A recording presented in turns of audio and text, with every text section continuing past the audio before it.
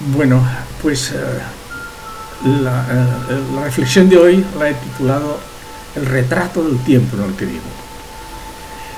Qué tiempos tan tenebrosos los que nos están acechando, pero de una forma o de otra nos están haciendo despertar. Estamos nerviosos, estresados, la cosa viene un poco de lejos, quizás unos 10 o 15 años, pero ahora ha aparecido la pandemia y se ha puesto de manifiesto lo irreal de la vida que llevábamos.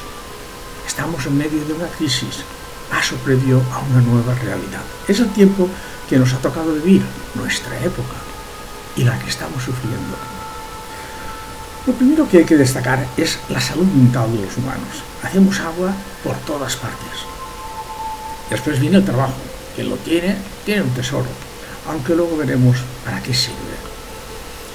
Hay dos factores. El dinero obtenido nos sirve para vivir, pero también para otros deseos. Siempre queremos más. Nos damos cuenta de que nuestra sociedad se ha sumido en el consumismo, que es el sinónimo del progreso económico. Empezando por lo más básico, aparece la calidad en la educación. Hasta este momento, sea cual sea la ideología que esté en el poder, nunca les ha interesado una buena educación para la ciudadanía. Han preferido mantener al pueblo en la ignorancia, lejos del pensamiento crítico, porque de esa manera es más manejable y crea menos problemas.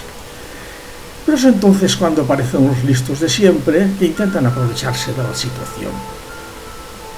Quien tenga dinero ya procurará una buena educación para los suyos, con un buen hospital para la salud. Aparece el capital que siempre ha estado ahí y crea una atmósfera en connivencia con la clase política para privatizarlo casi todo, pero solo en lo que es caro, y se necesita capital para crear bienes y disfrutarlos.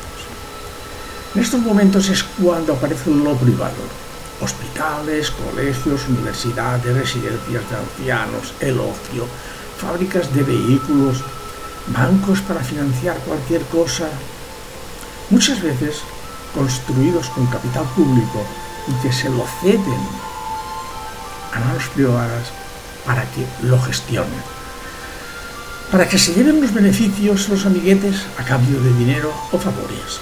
El mundo está construido de una manera que es de y para esa clase. El ciudadano ve las bonanzas de esa sociedad y cree que también puede alcanzarlas, y no sabe que con su nómina, si la tiene, le darán alguna cosa, pero siempre muy lejos de lo que pueden haber alcanzado los otros, sin saber que todo ha sido un sueño y que nunca van a tener los ingresos de los ricos, sus coches, sus yates, sus residencias.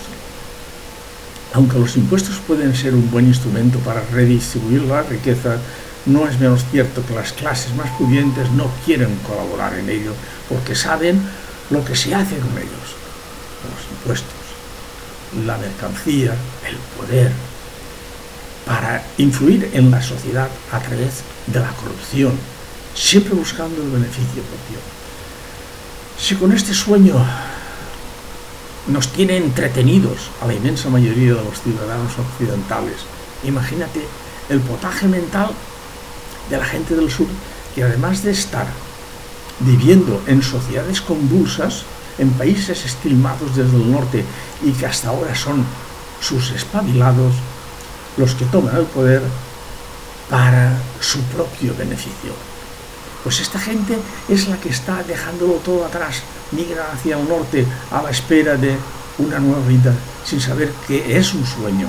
Solo quizás podrán saber que cuando más al norte vayan, más calidad de vida podrán encontrar.